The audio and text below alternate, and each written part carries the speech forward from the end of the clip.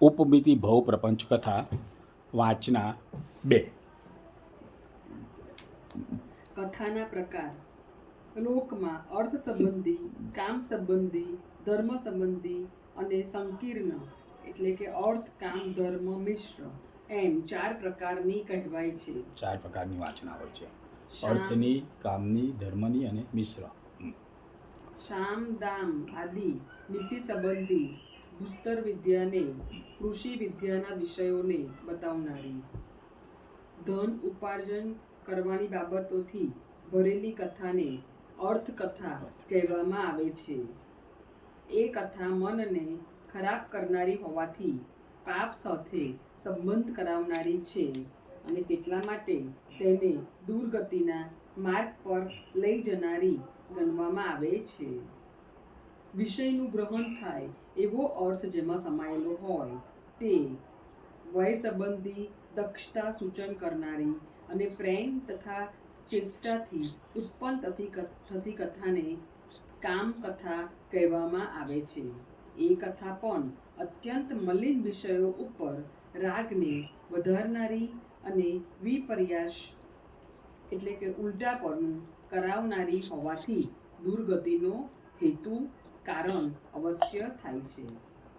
જે કથા દયા, દાન, ક્ષમા આદિ ધર્મના અંગોમાં ખ્યાતિ પામેલી હોય છે અને જેમાં ધર્મ કેવી રીતે આદરવા યોગ્ય છે તે હકીકતનો સમાવેશ કરવામાં આવ્યો હોય છે તે કથાને ડાયા માણસો ધર્મકથા કહે છે. આ કથા ચિત્તને નિર્મળ કરનારી હોવાથી પુણ્યનો બંધ અને કર્મની નિર્જા છે. તેથી તેને સ્વર્ગ અને મોક્ષના કારણભૂત સમજવી.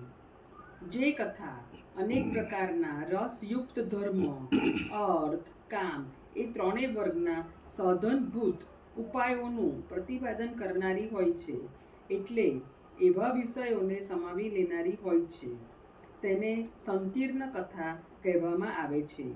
વિચિત્ર પ્રકારના અભિપ્રાયને બતાવનાર આ કથા અનેક પ્રકારના જુદા જુદા ફળ આપનારી છે અને પ્રાણીઓને વિદ્વાન બનાવવામાં કારણભૂત થાય છે. શ્રોતાના પ્રકાર. આ કથાઓના સાંભળનાર શ્રોતાઓ પણ 4 પ્રકારના કથાના 4 હોય પ્રકાર છે. કયા? અર્થ, ધર્મ, કામ અને સંકીર્ણ. હવે શ્રોતાના પ્રકાર જણાવે છે. તેનું લક્ષણ ટૂંકમાં કહું છું, તે સાંભળો. માયા, શોક, ભય, ક્રોધ, લોભ, મોહ અને મદથી યુક્ત જે પ્રાણીઓ અર્થકથા સાંભળવા ઈચ્છે છે તેમને તામસી પ્રકૃતિવાળા અધમ મનુષ્યો જાણવા. જે પ્રાણીઓનું મન રાગમાં રાચી માચી રહેલું છે અને જેવો વિવેક રહિત છે તેવા રાજસી પ્રકૃતિવાળા પુરુષો કામકથા સાંભળવા ઈચ્છે છે તેમને મધ્યમ મનુષ્યો સમજવા.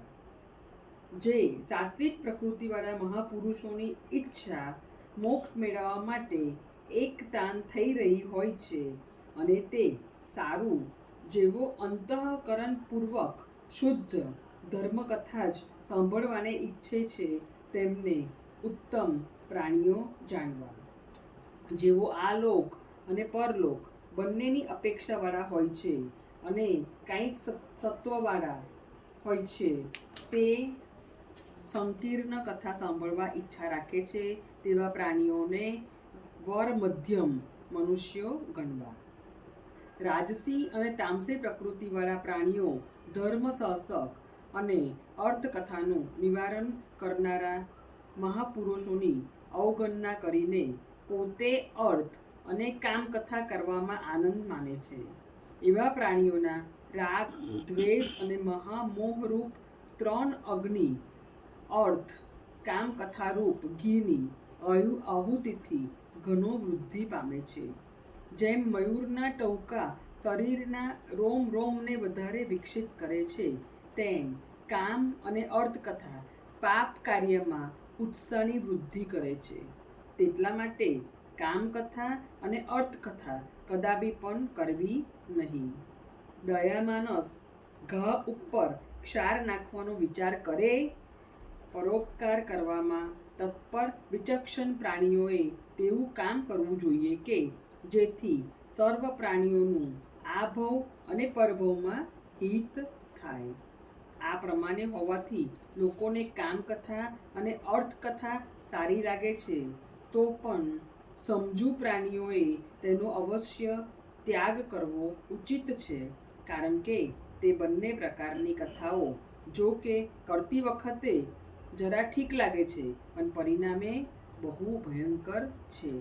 પરિણામે દુઃખ આપનારી વસ્તુ કોઈ પણ રીતે આદરવી ઉચિત ગણાય નહીં. આ પ્રમાણે હકીકત સમજીને ભાગ્યવાન પ્રાણીઓ આ લોક અને પરલોકમાં સર્વ પ્રાણીઓનું હિત કરવાની ઈચ્છાથી અમૃત જેવી શુદ્ધ ધર્મકથા કરે છે.